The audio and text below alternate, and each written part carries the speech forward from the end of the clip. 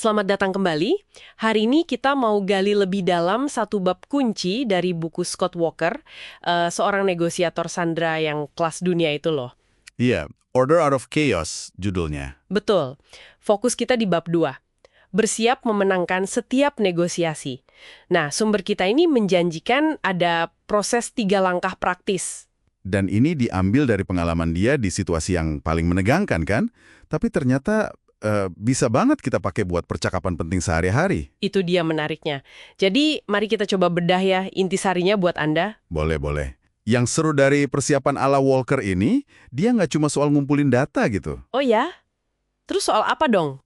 Lebih ke gimana kita bangun benteng mental sama struktur kerja yang pas, gimana caranya biar tetap tenang, jernih pikirannya, meskipun tekanannya lagi tinggi banget. Jadi prinsip dari negosiasi krisis ini relevan banget ya buat kita semua. Banget. Bukan cuma buat negosiasi gede aja, tapi juga buat, ya, obrolan sulit di kantor atau bahkan di rumah. Oke. Nah, buku ini kan nawarin semacam daftar periksa negosiasi ya, 3 langkah tadi. Langkah pertama itu mengelola kondisi internal. Betul. Kenapa sih ngurusin emosi sama fokus diri sendiri itu jadi titik awal yang penting banget sebelum ngomong sama orang lain? Ya karena kondisi batin kita itu ibarat setirnya lah. Kalau emosi kita lagi nggak keruan, wah itu bisa ngebajak keputusan kita, cara kita ngomong juga jadi beda. Iya, masuk akal.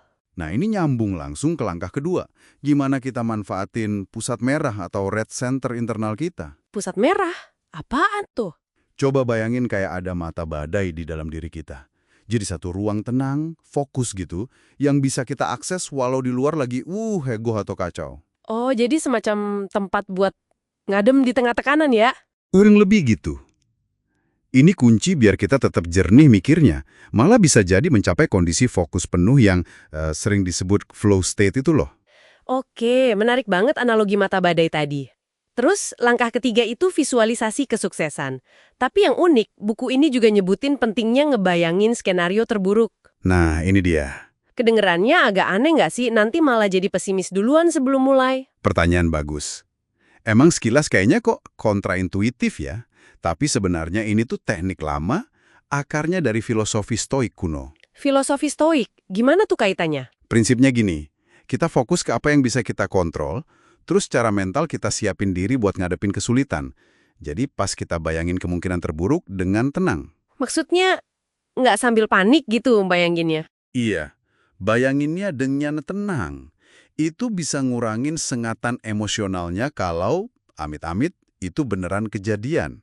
Ini bukan soal pesimis, tapi lebih ke ngebangun ketahanan mental. Oh, oke. Jadi biar nggak kaget dan udah siap ya? Betul, biar kita siap sama rencana B, C, atau mungkin D. Jadi nggak panik kalau situasi ternyata nggak sesuai harapan. Oke, jadi persiapan internal itu penting banget ya sebagai fondasi. Tapi gimana kalau pas lagi ngobrol nih, lagi tegang-tegangnya, terus kita tiba-tiba kayak kesulut emosi gitu? Nah, itu dia. Bab ini juga ngasih solusi. Namanya latihan tindakan segera. Semacam tombol darurat mental. Tombol darurat mental, gimana cara kerjanya tuh? Ada 3 langkah praktis pas kita ngerasa dibajak emosi. Pertama, langsung potong polanya. Potong pola, maksudnya? Iya, sadar-sadar ubah fokus perhatian kita. Atau ganti kata-kata yang kita pakai. Atau paling gampang, ubah posisi duduk atau berdiri aja. Pokoknya break state. Oke, terus yang kedua? Kedua, tolak pikiran atau perasaan negatif itu buat nongkrong di kepala kita lebih dari, katakanlah, 90 detik. 90 detik kok spesifik banget. Ada risetnya. Katanya respons kimia emosi di tubuh itu cuma sekitar 90 detik. Selebihnya itu karena kita sendiri yang muter-muter pikiran negatif itu. Jadi sadari, terus jangan biarin berlarut-larut. Wah, menarik nih. Terus yang ketiga? Ketiga, tanya diri sendiri pertanyaan yang memberdayakan. Misalnya, oke, situasi ini artinya apa lagi ya selain yang negatif ini? Atau di mana nih peluangnya dalam situasi kayak gini? Jadi mengalihkan fokus ke solusi atau makna lain ya. Oke, jadi selain taktik internal sama darurat ini, bab ini juga nekenin aspek eksternal nih, pentingnya tim sama ritme kerja. Betul, terutama buat negosiasi yang mungkin bakal panjang. Ini relevan banget buat konteks bisnis atau proyek yang kompleks. Gimana tuh? penerapannya soal tim. Prinsip utamanya itu fokus ke siapa orang di tim kita, bukan melulu soal bagaimana prosesnya di awal. Jadi, bentuk tim inti yang solid, Crisis Management Team atau CMT, dengan peran yang jelas banget buat tiap orang. Peran yang jelas ya. Ada tips khusus nggak? Ada. Kuncinya, pisahin peran negosiator yang ngomong langsung sama peran pengambil keputusan akhir. Oh, dipisah ya. Kenapa gitu? Biar negosiatornya punya ruang napas mental. Biar dia bisa mikir jernih pas lagi nego. Nggak dibebani harus langsung ngambil keputusan saat itu juga. Masuk akal, masuk akal. Biar lebih fokus ya negosiatornya. Terus soal ritme kerja tadi gimana? Nah, ini krusial buat jaga stamina apalagi kalau negosiasinya berlarut-larut. Walker nyebutnya battle rhythm. Ritme perang, serem amat. Iya istilahnya gitu. Tapi intinya bukan kerja non-stop, justru sebaliknya. Maksudnya bangun rutinitas harian yang terstruktur. Ada waktu buat istirahat cukup, mungkin olahraga ringan dikit, jeda yang emang dijadwalin. Jadi malah penting buat istirahat ya? Banget. Tujuannya jelas. Biar nggak capek fisik dan mental, biar pikiran tetap jernih, dan performa kita bisa terjaga terus-menerus. Nggak cuma bagus di awal doang. Oke, jadi kalau saya simpulkan nih intinya itu ada sinergi ya antara kesiapan mental internal kita yang kuat sama dukungan dari struktur eksternal yang sehat. Tepat sekali.